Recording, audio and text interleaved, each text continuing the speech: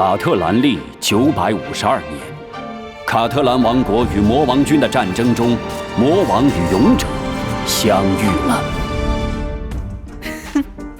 欢迎光临，勇者大人。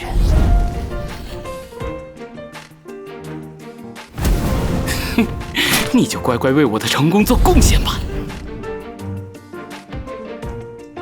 勇者大人，我会好好报答你的。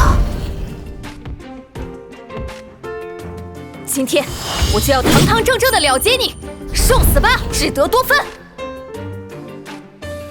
哎，别这么无情嘛，让我躲一下嘛。不必了，都结束了。